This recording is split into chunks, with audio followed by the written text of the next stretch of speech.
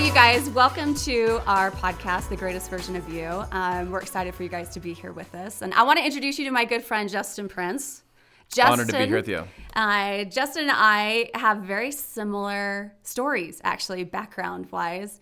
And we were both babies when we kind of started in the business world and network marketing and sales. And gosh, how do you even describe us today, Justin? You know, it's so funny. People are like, so what do you do? And I'm like, not even my wife can figure that out. I know. It's kind of funny. And when you have people ask you that, it almost depends on who you're talking to. Totally. It's and so how true. you answer that question. Plus, Which makes us sound shady, by the way, no, when I say it totally does. No, here's the thing is I believe that if you have to say you are, you aren't. It's true. It's like you go to like a networking thing and Yeah. they're like, so what do you do? And you're supposed to have like this perfectly like crafted little line, you know, Yeah. like I help. Your blah, blah, elevator blah. pitch. Yeah. And I'm just like, I have a little business, dude. I don't know. You know, like I try and help people. And so yes. you kind of give these lines are like, so what is it that you do? So I'd rather someone else said it for me. Yeah.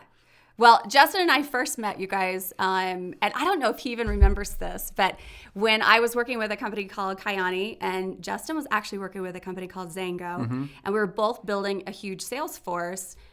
We were both pretty young at the time, like to the industry. I mean, we'd had a little experience, don't you think? Like we'd had our education. I call it our boot camp. And then these great companies came along and we were trying to figure things out. But I had a gentleman in my team who was trying to recruit Justin.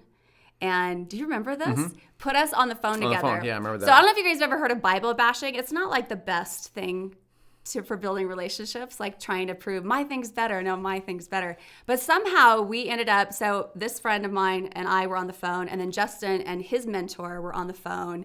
Oh my gosh. And it was like a 40-minute conversation that went absolutely nowhere. Like, that is so fresh in my mind how young and dumb we were. Oh my gosh. Is that amazing? Yeah, look, I don't recruit happy people. Like if someone's happy doing what yeah. they're doing, So knock true. yourself out and go for it. I'm actually a cheerleader or a supporter of those people. If someone's frustrated and it's not working, then that's a different discussion. But you were just getting rolling and you went on to build just an absolute empire, and I was just kind of getting rolling. And so it's funny now, if I were to have that same conversation now, it would have been like, So different. You got this, girl. You know, you go So for it. You knock it different. out. So Yeah. I matured a little bit. Yeah. No, and it wasn't you at all. In fact, I remember, I won't say his name because he's actually not around anymore, and that makes me sound like a really big jerk that I'm saying bad things about someone who's no longer alive, but he was just You're literally brutal. talking trash on the dead I right know, now. This is, huh? It sounds horrible. But he was brutal, and it kind of just, again, it was a learning experience. He was a no nonsense guy for Yeah. sure. He was kind of a tough customer. Yeah. No, but you were always very kind and gracious. It wasn't like that at all. But it is amazing how we're on the other side of that and looking back, and it's easy to recognize, you know, it's really hard to connect with people when everybody's trying to be right all the time. Yeah. And here we are. Gosh, that had to have been 10, 12 years ago. Yeah, I think right more like 12. Yeah. I think what you're saying is really valuable, which is, you know, a man convinced against his will is of the same opinion still. Yep. Like if you don't try and convince people against their true. will. And I think, you know, if it would have come from a position of like add value, build relationships, and see how you can like serve and like support someone's journey Yeah. versus like change their journey. Again, if someone's not happy doing what they're doing, then that's different. So true. But if someone's like, you know, I'm good, let's do this, then support them and like wish them well, even if you think it's the stupidest thing you've ever Yeah. heard. Like you trying to convince them is just they're going to anchor it in even more. It's you know, so true. And we come from a world of network marketing where, you know, Justin has built a phenomenal empire as well. I mean, all around the world, and is not only well known in his company but in the industry worldwide. And so we've had a lot of fun discussions about those experiences. I'm sure there'll be a few books written about. and I hope so. You know, it's interesting because I have a unique vantage point. I think you do too, where I know what it's like to be the little guy. Yes. Where you're just getting started and you're just hoping this Absolutely. whole thing's gonna, like big dreams, like I'm gonna do this. And then I know what it's like to be the medium-sized person where you're making enough part-time to like keep doing it, but you're not full-time yet. Yeah. And it's not all come together. Yeah. And you're wondering, is this ever gonna come together? And am I crazy? Or should I keep moving forward? Or like, what's the right thing? How do I break out? Yep. And then I know what it's like to be the humongous guy, right? Right. And travel all over the world. And you've experienced that. And it's different learnings at each stage. Absolutely. And there's some things that I think one of the reasons I enjoy talking with you, and there's many, but one of them is that I feel like you and I can have some discussions that I can only have with a couple people. Oh, for sure. And they like you can relate to some of the things that happens at certain levels where you're like, yeah, I know what that's like, and I'm like, oh my gosh, talk to me, you know? Yeah, and it's learn true from you. because it's interesting how when we grow up in this industry, and whether it's network marketing or sales, it's kind of all the same. This idea that you fake it till you make it, this idea that you can't show worry and fear and doubt, and to an extent, some of those things are true. I mean, I have a better theory, which again, it only took us 20 years to figure this out, but the idea of faith it till you make it instead of fake it. Like, you've got to have a vision, you've got to have a goal, you've got to be able to talk about those things and have other people a part of that. And it doesn't matter what kind of team you're building, there needs to be a commonality of where you're all going in order for people to be motivated by that dream, that vision, because they're going to attach their dream to it as well. But it's amazing how you start to recognize that it's not about how much money you've made. It has nothing to do with how great your products are or how much money is available. Because at the end of the day, people don't follow companies and they don't follow products, they follow people. Mm-hmm. And just being that person that people want to be around, they feel better about themselves when they're with you. They're excited about life when they're with you. You're able to give them a recharge. It almost doesn't matter what you're doing, you're going to grow a team. I agree with all that. Yeah. I say it a little bit different, but it's the same concept, which is act as if. Yep. And, you know, it's so interesting. People say to me, they're like, my team sucks and nothing's growing and no one wants to do this with me. And I'm like, would you want to join you right now? Yeah, I don't want to join you right now. Like, oh my gosh, listen to you. Exactly. You know, and they're like, I think I'm going to quit and go do something else. I'm like, would you want to join you right now? You're about to jump out the back door? Yeah. Like, come on. And so when you act as if, it's like if I want to lose 10 pounds, I just act today as if I'm 10 pounds less, meaning I eat the way someone 10 pounds less than me eats. I exercise the way someone 10 pounds less than me exercises. Right. I'll just walk right into 10 pounds less if I'll act today as if. And you say, well, that's fake it till you make it. First of all, I think it's just total garbage. It's a horrible term. Right? It's a horrible term. And I feel like you can just act today. It's like if you were succeeding, like there's this term that says faith precedes a miracle. If you were making $10,000 a month or whatever the dollar amount is for you, if you're making $10,000 a month, how would you act? How would you show up? And you can show up today with a smile on your face, with confidence, all the things you're talking about, right? This attraction where you're like, I'm going to start acting as if I'm that person. I remember at one point I'm living in the loft of my wife's parents' garage. I have 2 little babies. My first business has failed. I'm below zero financially. How old were you when you started? So I was 25 when I got going, and then this is when I was about 27. So my first business had failed. It was after about 2 years. And I was the number 3 earner. I was the national spokesperson. I was on like every Barnes & Noble and Borders news. And I was like, oh my gosh, I'm the man. And then I went out of business. I'm like, I'm not the man anymore. And because I'd spent all of my savings to get to that point. Right, And just I kind of went for it. Everything. You know how it is. Like you pour your soul into it. When I went out of business, I was like, this sucks, dude. I'm like, should I even do this again? I like grow man tears crawling down my face. And I was the one doing the meeting every back in those days. Isn't that so funny? We're getting so old. Back in those days. Back in those days. Yep, back in the day. Yeah, back in the day. We used to do these weekly meetings. Yes. And every Thursday night, we'd do a meeting, and I was the presenter. I was like the one that was like, close the room kind of guy. Yeah, I'm like you should do this too. And there was times where I felt like I was in essence sharing a dream that I wasn't even living myself. Yeah. And I wasn't disingenuous, people. I didn't say I'm making X when I wasn't. I didn't say anything like that. Right. But I was like, we can do this, guys. We can do this together. And if you partner with us, I think we can do it together. And even though I was driving home, living in the loft of my wife's parents' garage, my car I would park when we would do because we would have like coffee shop type meetings or lunches. Right. I'd park my car like a different couple blocks away. Yes. Love it. Different like parking lot. Love it.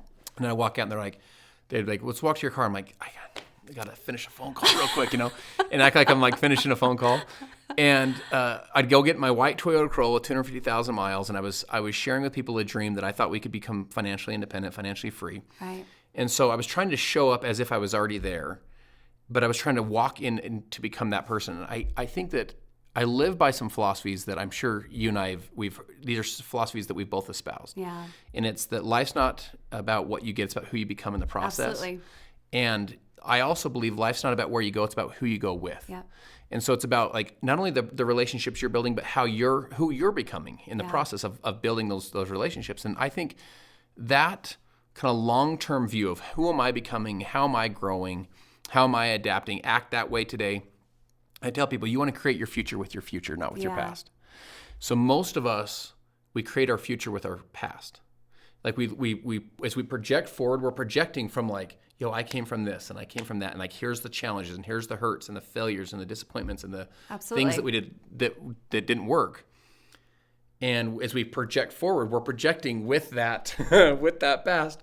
And I always share with people, create your future with your future, not with your past. Meaning, as you project out the future vision of what you want to become. Love that. Yeah. Create your future with your future vision of who you're trying to become. And that to me is act as if you're already that person.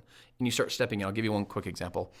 I share with people, like, write down your 3 aspirational words that would describe your future best version of yourself. So you're like, okay, 3 aspirational words that would describe the future best version. If you were the future best version. What does that look And what's like? so cool is this. Like, if I had you do that right now, not the person you are today, because you're pretty unbelievable, but like the future best version of you, that's like stretching out there. Like, who are you trying to become? You know? No, it's true. And you know what's crazy though is a lot of people, when you ask them something like that, they don't even know how to respond. They haven't even thought about it because they're so encompassed by what's going on today that it's almost like whatever I throw against the wall, I hope it sticks, and that's where I'm going, and that's how I'm going to make this happen. And again, that law of intentionality, you can't live your life that way. You have to know every day you wake up where you're actually going. Where you're headed. And you've got to know where you're starting too. I always tell people, like, we love Lake Powell. I know you love Lake Powell as well. Yeah, I love looking at your Lake Powell pictures too. I know, he hates it. You're coming though. You know you're coming.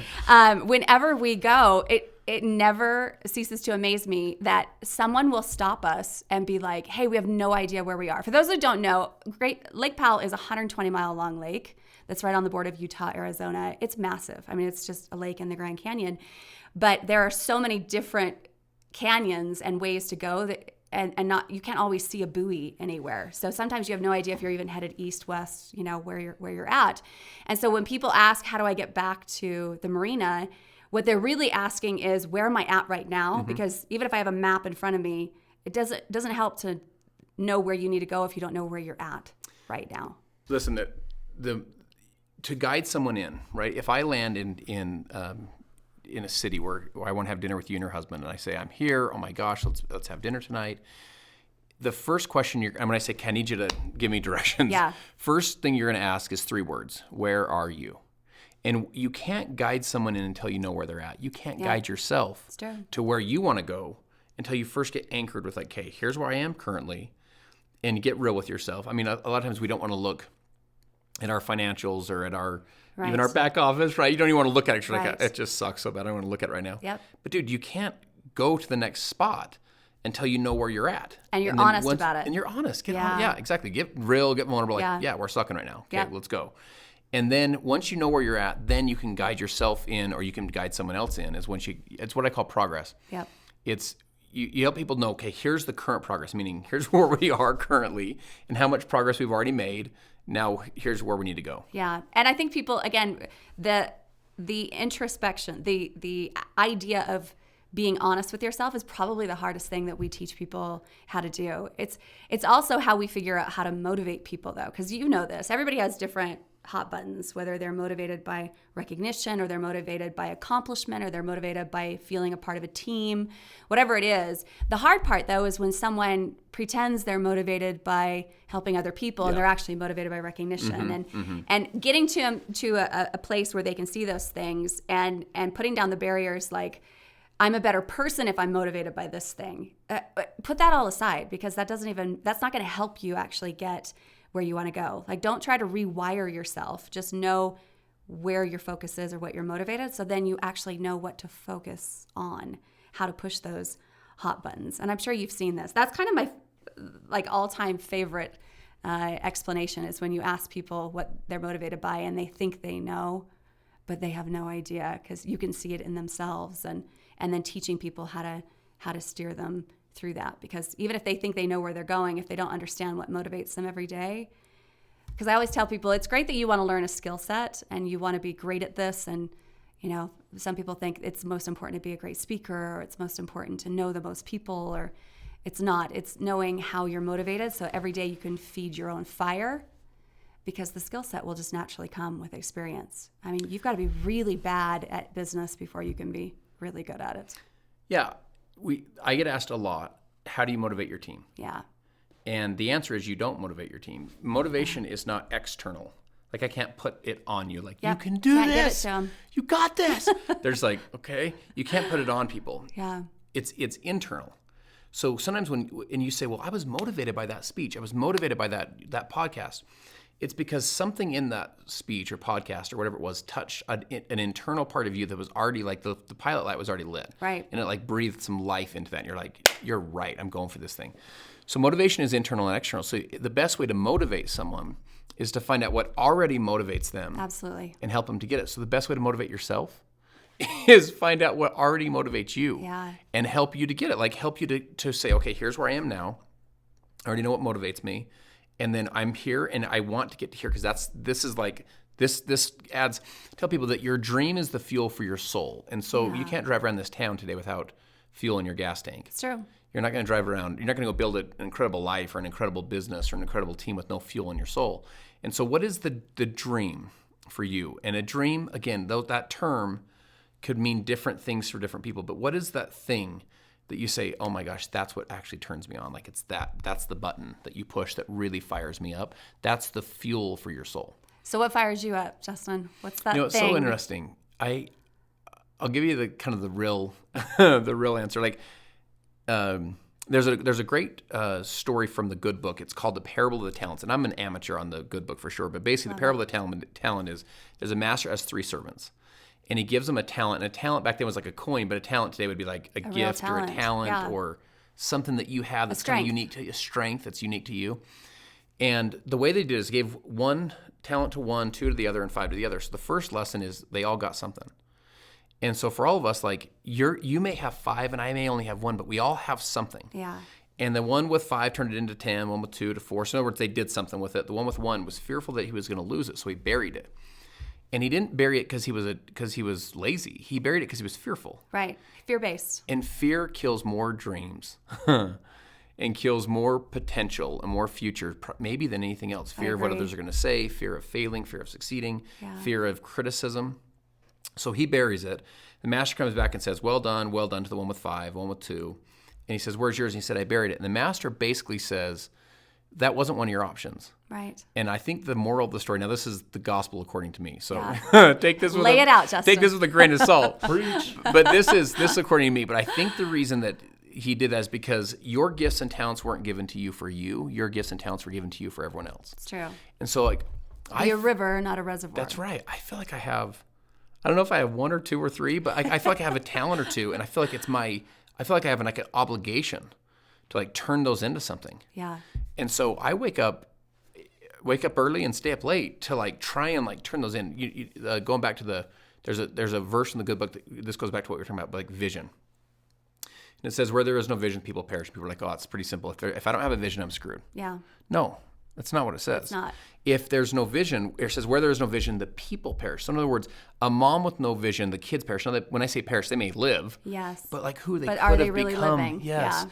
And the marriage with no vision, it's the people around just you. Existing. Yes. And so the business with no vision, it's the people, it's the employees and the vendors and the customers and the team members that could have done incredible things, could have used these gifts and talents that were given to them so they could use them for everyone else. They could have done all that, but there was just no vision. There was no one doing it. So for me, that's one of the main ones is using these gifts and talents that I was given to add value and serve other people. Yeah. So let's talk about culture, because I feel like we're kind of moving that way anyway. And in our industry, but also in business, in teams, in friendships, all of those things, culture is everything. And creating a community where, people want to be a part of that. And that's exactly what we're doing with The Greatest Version of You. Yep. And you're doing it as well with Intentional Greatness. And it's that idea of creating a community where people can not just learn from other people's stories, but I think people see themselves in other people.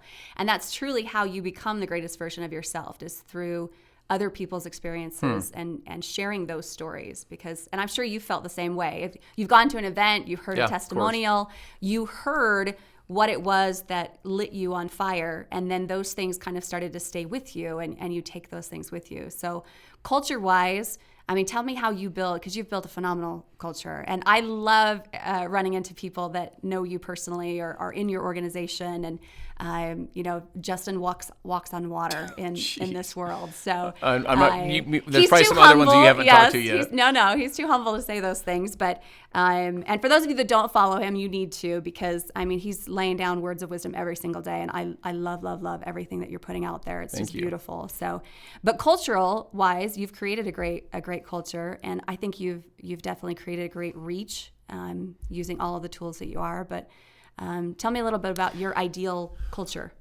So let me say this. What is a culture, right? Like Yes. a culture is how we treat each other. Yeah.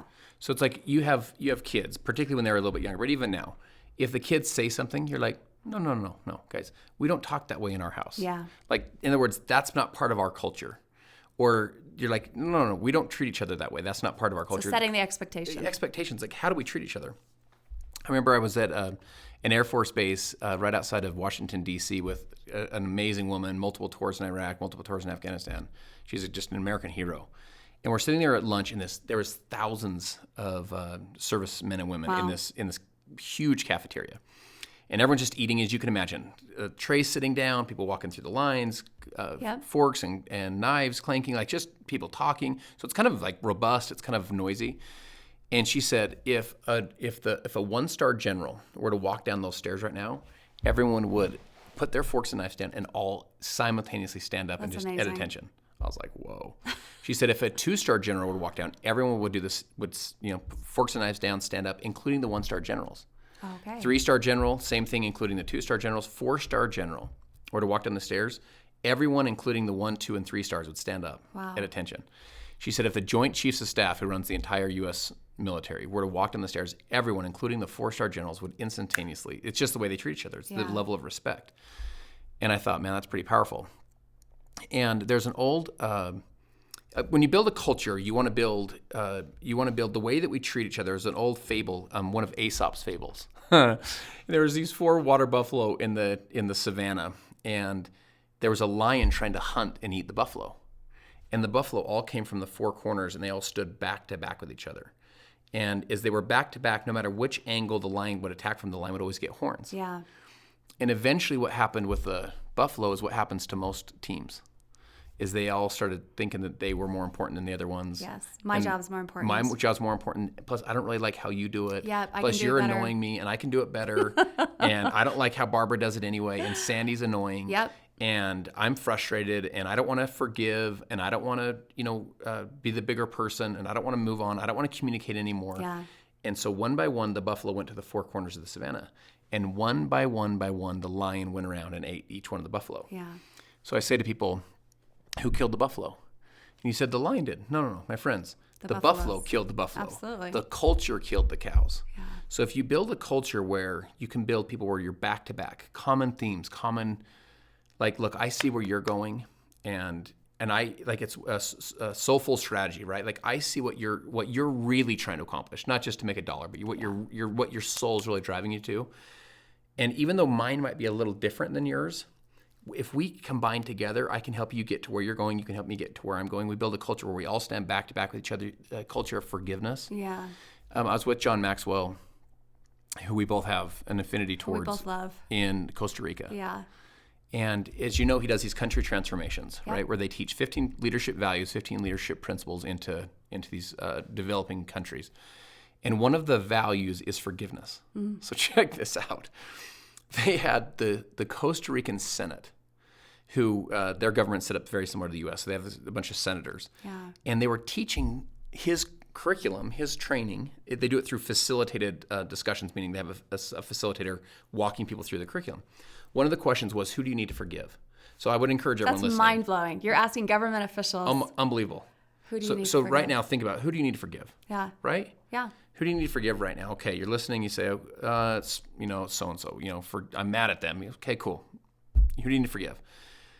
The facilitator did a good job. He goes, when are you going to forgive him? Write it in your notes. So you're kind of like, okay. And then he would have them say it. Who do you need to forgive and when? And they're like, Wow. One of the guys stands up. One of the senators walks 10 feet over To another senator. to another senator Are you kidding? and says, I haven't spoken to you for 12 years, because you offended me. Wow. And I need to forgive you. And both men burst into tears, Oh my gosh. gave each other this huge hug, and forgave each other for what they did 12 years ago. That is mind-blowing. That's the power of a great culture. Yeah. And so, to me, culture is king. Who was it? One of those great business guys, I'll think of it as either Jack Welch or one of those guys. I'll think of who it was. They said, culture eats strategy for breakfast. Every day. That is the name of the game. Like, if you're building a team, what you're really building is you're building a collective of people that if they'll stand back to back with each other, the culture is king. And you build a great culture, there's almost nothing you can accomplish. Yeah, and it doesn't matter if it's network marketing or traditional business or sports teams or whoever it is. I mean, you put a team of people together that understand, again, the vision. They understand their strengths, their weaknesses, and they're willing to be vulnerable with each other. And I think as a leader, this is one of the hardest things I had to learn, because you think of a leader, you think this person's bulletproof. Whereas being able to be very vulnerable and honest about your weaknesses actually strengthens a relationship. It's kind of your experience watching those two people forgive each other, and how vulnerable you have to be in front of all of these people, in front of John Maxwell, in front of other, government officials who I'm sure they're very well known to be able to do that. But how much more endearing they became, and how much more people respected them. And we've heard John talk about this before, saying, standing up in front of a room of people that know you well and admitting your weaknesses, you're the last one to say it out loud. I mean, they already know your weaknesses. They're all talking about it. They all recognized it. So you saying it is not a revelation to anyone. But it is something that almost becomes more impactful.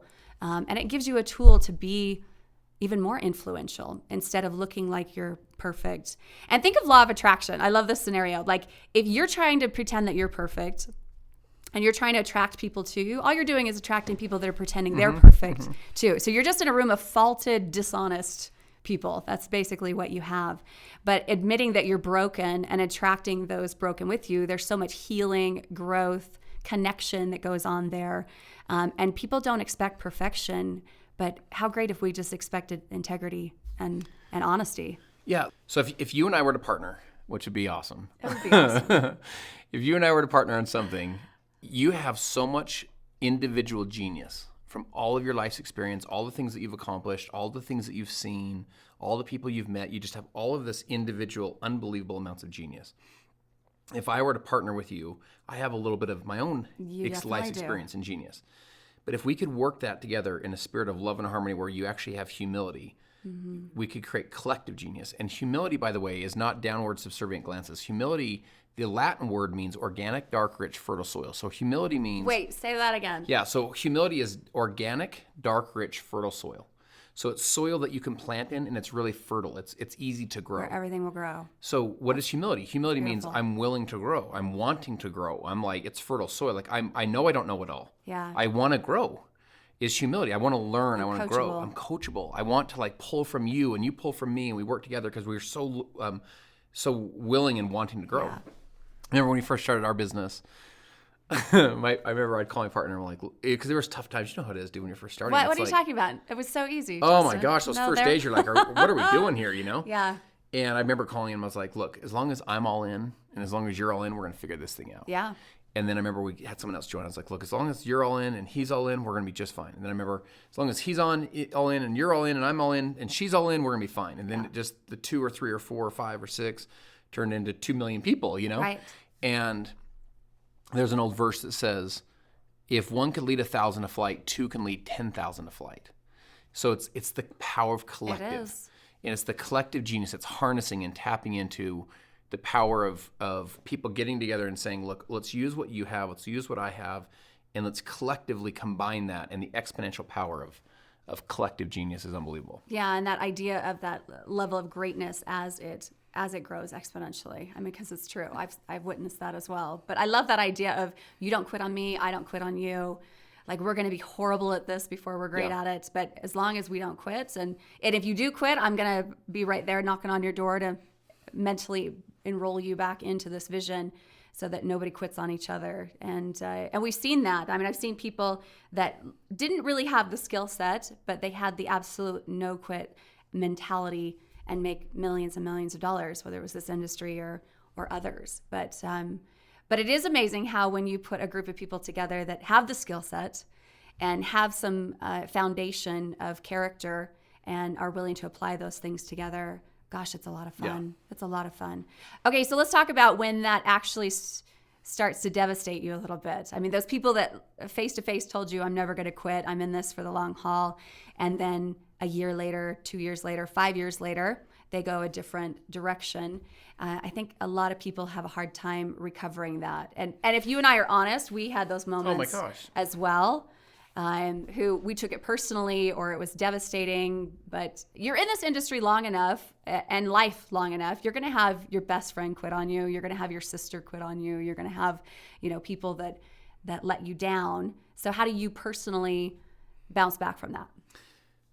So this is one of those discussions that we can have. We can. And we can just be like, to someone else that's just starting, it's like, no, this isn't an if. Yes. This will happen. It's to when. you, right? This is not like Yep. you can build such a strong culture and no one will ever leave. No, like people will break your heart. Yes. And so what do? And it's a volunteer army, so you don't get to control that anyway. Yes, for sure. So I have a couple thoughts. The first thing is those that take you to the dance aren't always those that take you home. Yeah.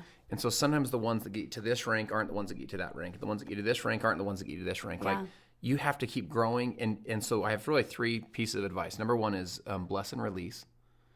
Like celebrate that it happened versus crying that's over, right? Just like bless and release them. Like they're going to move on to something else instead of like having that bitterness and that anger and like, I can't believe you did this to me. Absolutely. Just bless and release. Be grateful for the 3 months or 6 months or 6 years or 10 years that you had and just bless them and release them. Like let them move forward. You've heard that old adage that says like, if you drink the poison and hope that they die, come on. Self-sabotage. Yeah, it's like don't you being all bitter about Right. it. Get over it. Bless and release. That's my first thing. Yeah. Second thing is unify and rally. Like unify those that still see what you see and believe what you believe and want what you want and are still with you. Because hopefully you didn't lose them all. Yeah. But unify and rally And around if you those. did, that's another problem. I have some advice for that. Unify and rally around those that still see what you see. Yeah. And then the third thing is rebuild bigger than you had it. I love that. Because remember, It should fuel you. Yes, dude, throw some freaking logs on Yeah. the fire. As builders, because what you are as a builder, right now you're building what will become just a massively impactful podcast. Yeah. These are the early days of like one of Beginning. the first interviews, right? It's true. What you built before was a big business. You built a beautiful family. Like you're a builder. That's what you do. You're a creator. You're a builder. Well, builders don't just build. Builders also rebuild. And so one of the things people don't tell you as you get started is like, you hear this, like, dude, you're going to build it and then you'll have a residual income. You just sit on the beach in Lake Powell and you're like, oh my gosh, sounds amazing. No, what builders do is they build and rebuild. If you look at Las Vegas, the skyline of Las Vegas was both built and then rebuilt on top of the old thing. Same with New York City. Yeah. The skyline of New York City, this epic city, the financial capital of the world, wasn't just built. Yeah. The buildings were rebuilt on top of old buildings. Yeah. And so your business, you'll build and you'll rebuild. And so to rebuild, you reset yourself, like get back to why am I in love? It's like a marriage. Why are we doing this whole thing? Like, let's get back to like, why do I love you? You'll question it all the time. Yeah. So you reset, your body resets. You know, the earth resets. After every dark night is dawn. After every hard winter is spring. Your body literally has millions of cells that will die and be almost reborn again. It resets itself. That's how the world works. So you reset yourself. Okay, why am I doing this? All right, get back to that. Then you say, once you reset, then you relaunch. Yeah. Like you have to constantly launch and relaunch and launch and relaunch. It's not a one-time process. Yeah. And then you go rebuild bigger than you had it. And I could tell you story after story after story of people that, someone left, was terminated, whatever happened, right? Some were ugly, some weren't ugly, know? And that happens and you bless and release, like, all right, move on, that's that. Then you unify and rally those that are with you, like unify, and like circle the wagons, happens. and then you rebuild it bigger. That's so true. I have teams that are millions of dollars bigger now than when that person was here. Yeah. And what if you would have said, because that person quit, I'm quitting? I mean, come on. I'll share one last story. I remember when I was first coming up, I had a local team. I'm from Salt Lake City. I had a local team in Utah. And this was like my crew. Like we did meetings together. We did trainings together. We worked together. We dreamed together. We stayed up late together. This was my squad. You knew each other well. Oh my gosh. You'd walk into a 9 cents bagel and it was like every room was like us, like our SWAT tables. Team. Total SWAT team. Yep. And I remember one day they all quit. It's like 50 people. And at the time, it was like literally like half my business. So your rank falls apart, your income falls apart, your dreams fall apart. You're like, I remember my first company, my sponsor quit and his sponsor quit. When your upline quits, you wonder, what do they all see that I don't see? Yeah. When your team quits, you're like, what am I doing here? Yeah. What the heck? What a waste of my time that everyone's quitting on me. And I wanted to quit, but I ultimately left foot, right foot, just kind of kept going forward. About 18 months or so later, I had kind of just figured it out. I had blessed and released them. I'd unified and rallied the ones that wanted to stay. I'd rebuilt it way bigger than when they were there. I was traveling. I'd just gotten home from Moscow and Omsk, Russia, and Almaty, Kazakhstan. I was traveling all over the United States because I was like the little superstar. Like, oh my gosh, everyone like hear your story, And I was doing a 4-hour training in Utah. Now I wasn't at the training. I was the training, dude. I wasn't like taking notes like I used to years earlier. Yep. I was like the guy talking, Yep. And about 20 minutes into the training, I look over and I see this team like shuffling in the back of the seats. Oh my gosh. And I'm like, I haven't seen these guys for, forever, year plus, year and a half. And at the first break, they walk up to me like, oh my gosh, dude, you're killing this thing. Like, what? Look at you. Like, you used to be back taking notes with us. Mm-hmm. And now you're like the man, you're like crushing it. And the one guy said to me, he goes, I thought you were going to quit when we all quit. Wow. And have you ever wanted to say something to someone? You didn't say it, but you're just you said it in your head. Oh, in my head, I thought, are you freaking kidding me right now?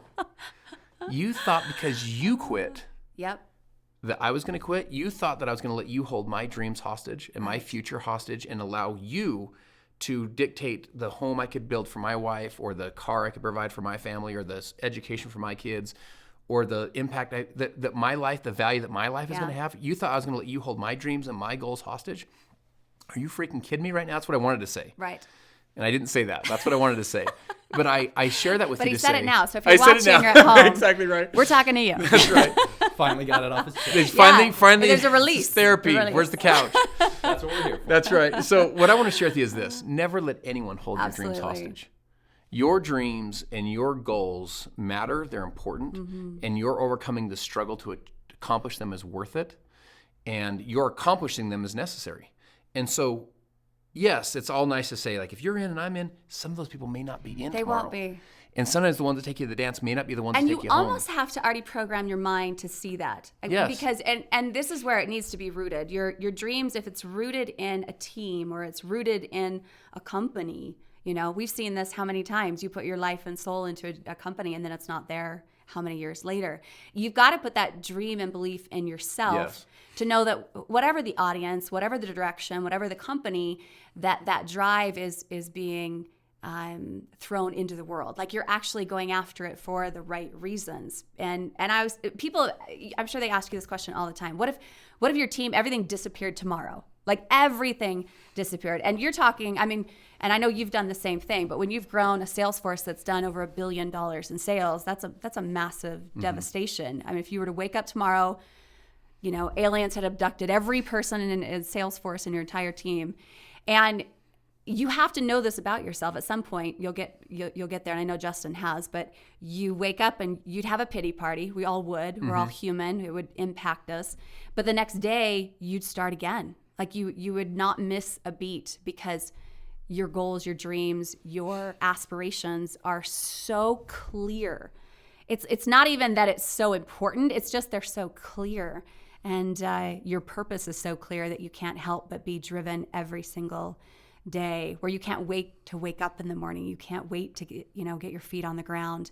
And if that's not where it's at, then you've got to figure out how to develop that, because your world will get rocked, and then it will get rocked again, and then it will get rocked again. How old are we, Justin? Are you 40 yet? No, I'm 30. You're not even I'll be 40 39 yet. this month. He's a baby. But when you get to your 40s, you realize that's really what you can count on in life. People will let you down, companies will let you down, opportunities will let you down.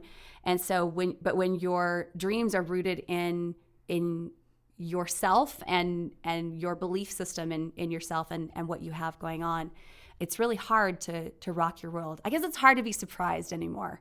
When you've seen everything that we've seen, my gosh, yes. We've heard everything we've heard, of course. The questions we get, the stories, that we experience, it's hard to be surprised. And it actually happened to me a few months ago where I saw something new And I couldn't believe it had happened. And I mean, I literally had to laugh out loud because it had kind of blown my mind that after 20 years, there was something new. But that's a lesson too. Everything always changes. Hey, Justin. Talk to me. I got a question for you, man. Because Trevor can't wait. I was just on the edge of my seat the whole You time. got to realize. I'm loving everything that you're throwing down. I'm just like, amen, amen.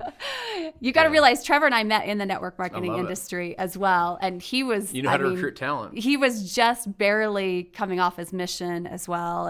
And I was young. We both thought we knew everything about everything. And I mean, now we know nothing about everything, but Isn't that funny? it's amazing. Isn't that funny? The kind of the smarter you get, the wisdom, it's like the less you realize you know. And how much more comfortable Yeah. you are with that. With Yeah, knowing that you don't absolutely. know anything. Yes. I think it's being comfortable Yes. with that. But what I was going to ask was, you're talking about not letting the tail wag the dog, so to speak, Yeah, of right? course. So the first thing when I wake up in the morning, I know that my past is just flooding, right? And my most immediate past, so the things, that just happened last night or the day before, all the stresses, and instantly, it's natural to jump into like reactive mode. Of course. Defense is like, against the fear and all that you were talking about. So what's something that you can do? Like what's an actual, Yeah. and I don't know if it's like a to-do thing, but Yes. what's your routine kind of toward against that?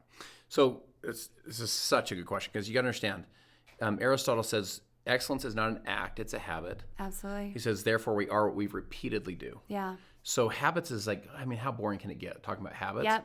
Dude, your habits will define your whole life. Nobody wants to talk about habits and disciplines. That's right. It's not Get sexy. disciplined It's and not get fun. and build really great habits is like boring, Yes. And guess what? It will define your whole life. Everything. For the positive or for the negative. So I'll give you a really simple one.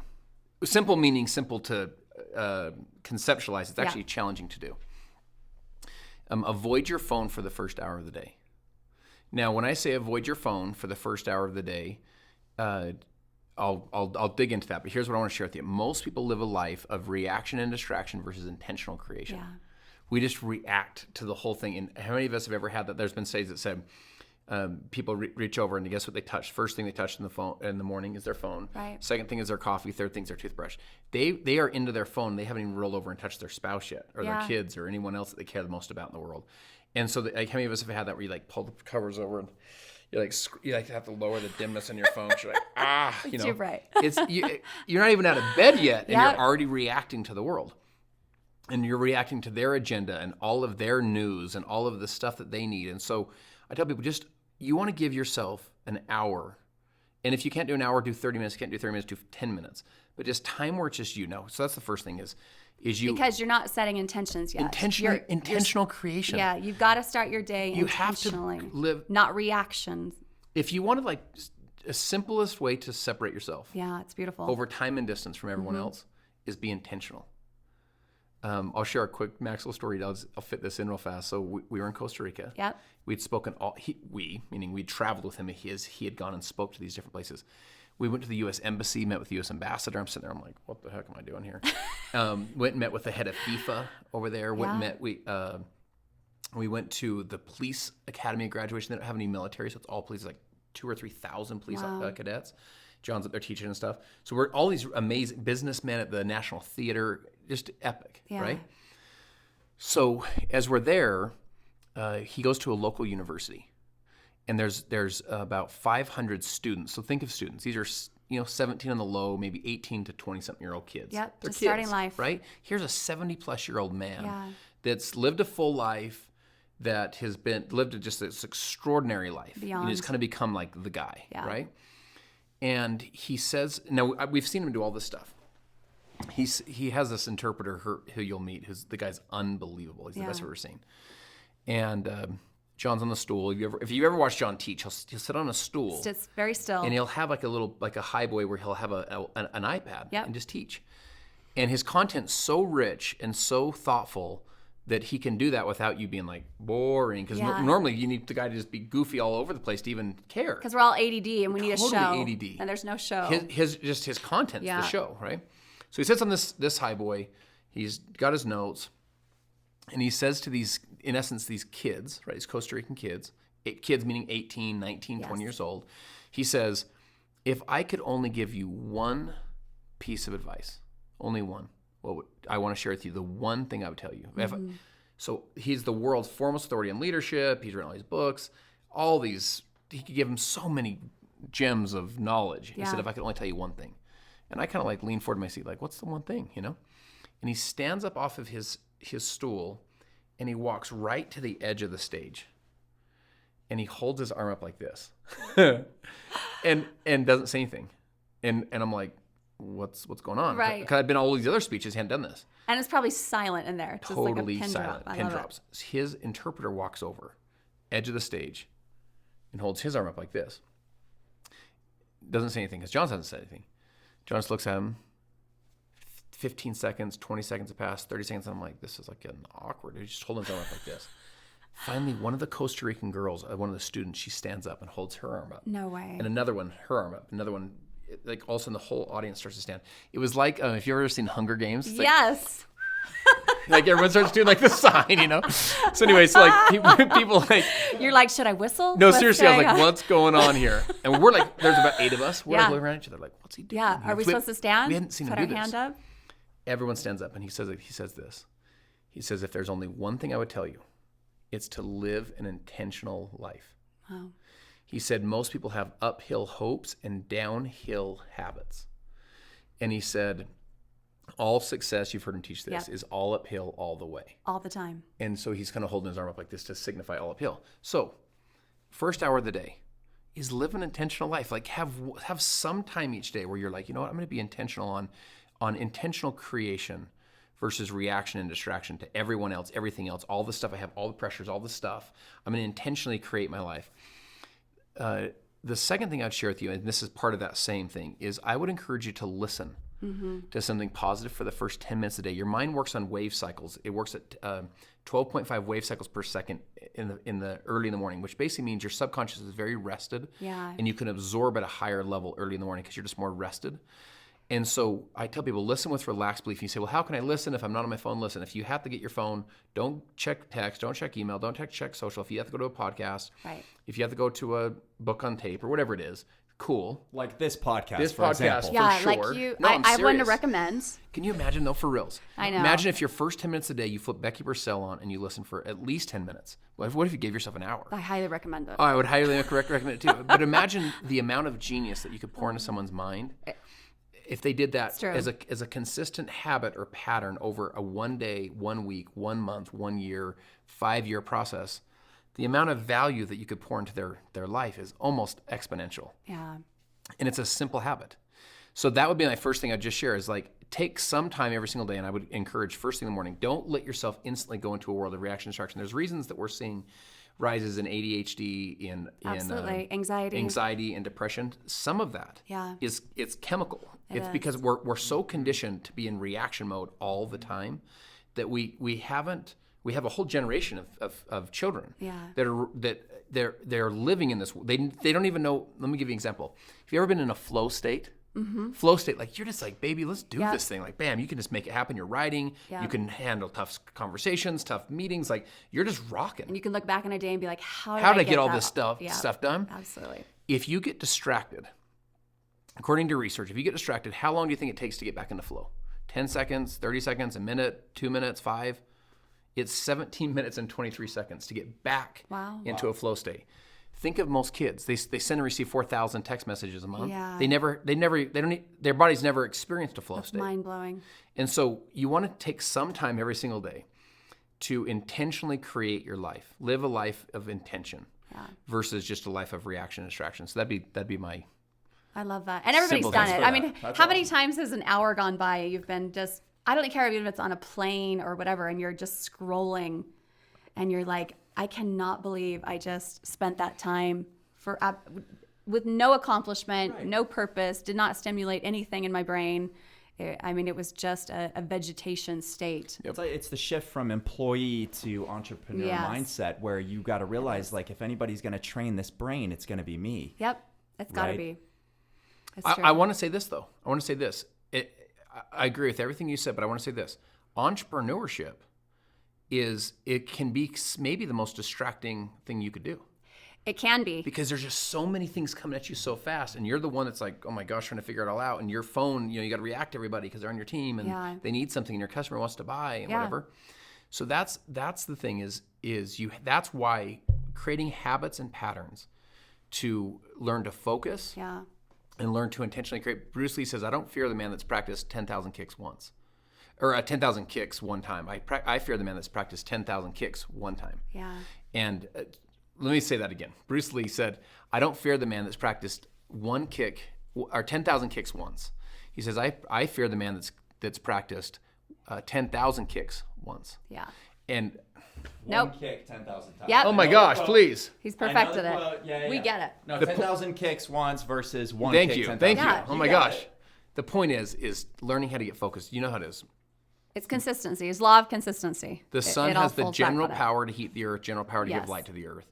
If you'll focus the rays of the sun, and you can magnify it through a magnifying glass, and it'll burn a hole through steel. Yeah. So what would happen to your business if you just got focused on intentional creation versus reaction and distraction? Yeah, every single day.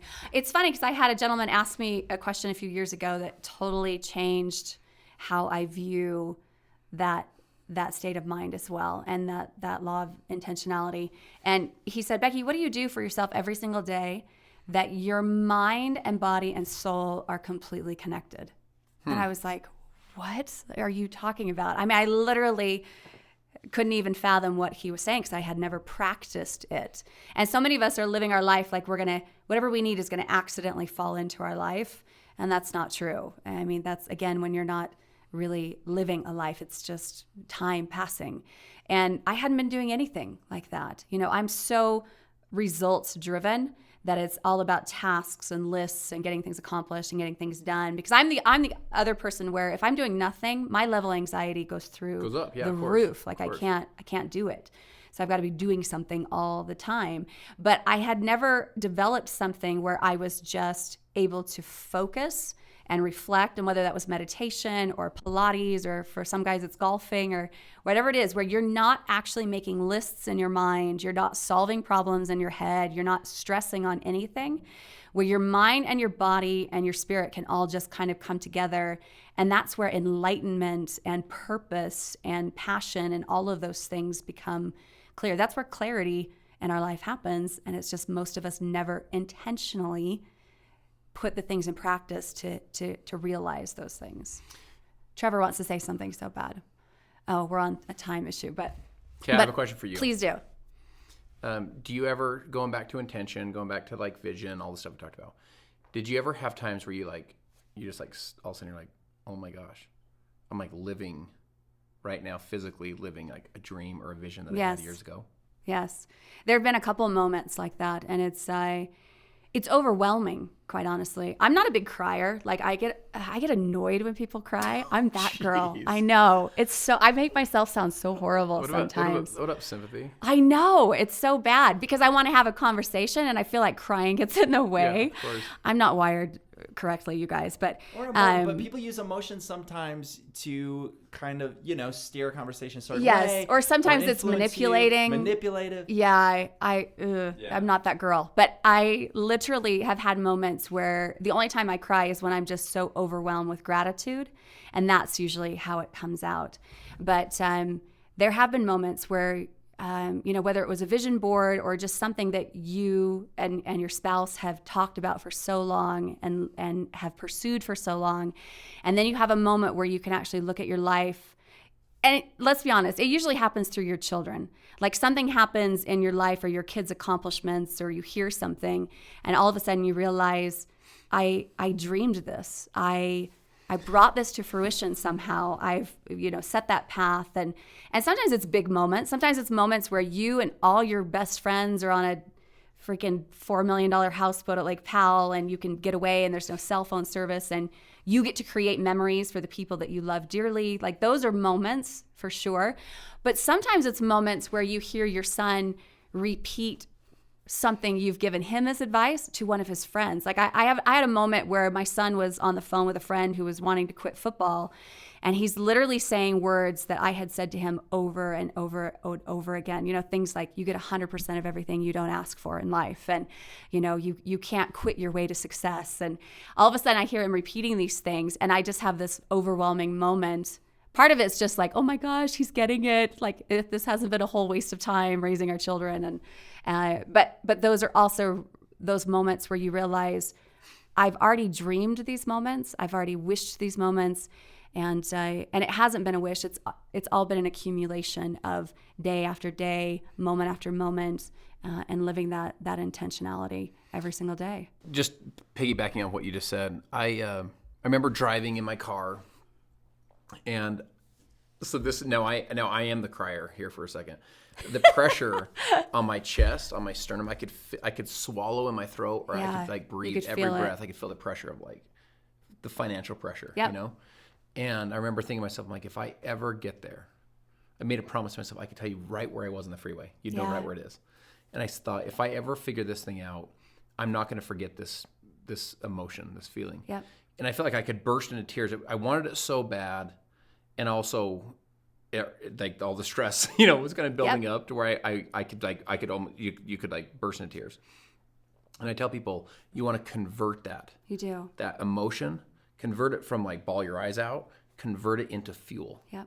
I remember my last event, our last company event, I remember I walked in the back. Now, luckily, it was really dark, right? Dark meaning the lights are down, laser light shows going on, music, whatever. So you can cry, is what you're saying. I just burst into tears, dude. I get it. And I burst into tears because I was like, I just knew how much I had worked. But way more importantly than that, what the emotion was, is I knew that there were so many people that had worked so hard to be in that room. Yeah, it's a group effort.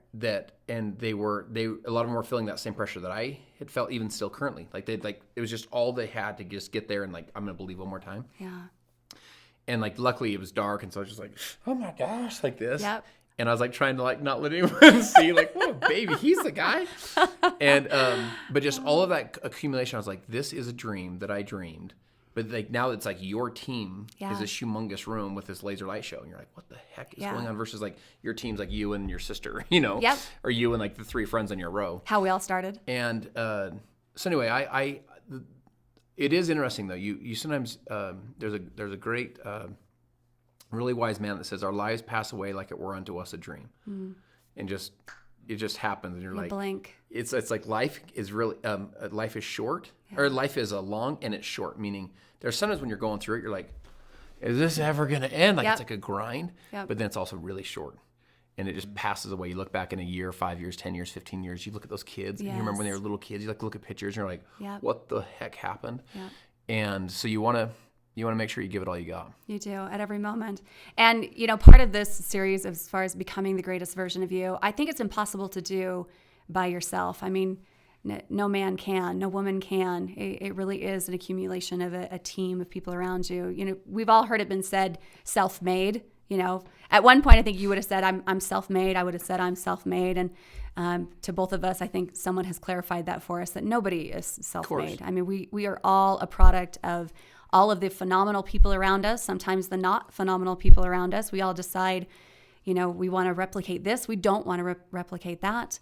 And we kind of refine ourselves through that process to becoming that greatest version of ourselves in that time. So, Justin, I thank you so much for being here. He and we could talk for hours. I know, we could keep this going forever. It's just going to become an ongoing series, and we'll solve the world's problems in the meantime. And I mean, if everybody could just listen to us, right? Exactly. I mean, it's so arrogant of me to say, but no, I love having these moments because just kind of, again, sometimes we have these lessons in our head, but having these conversations out loud, just those little reminders in life of where we're at, where we want to go, and the people we want to be around. So thanks for hanging out with us today. I appreciate the amount of value that you add to so many people. You know, there's so much basically just crap out there. Yeah. And our kids are raised with these phones. Like, I'm grateful for people like you that are pouring positivity onto these phones, so these kids are having positive stuff added to their lives, you know, positive value added to their lives. So yeah, and I think we're in a rare time where there's a lot of people wanting to do that same thing. So, which is why we want to have the Justin Princes on the show. So if you guys don't already follow Justin, please do. You can find him on Instagram and Facebook. Your website? IamJustinPrince.com. So I am JustinPrince.com. Awesome. You definitely want to follow along on his journey and his impact. So thank you guys for being with us, and we'll see you next time.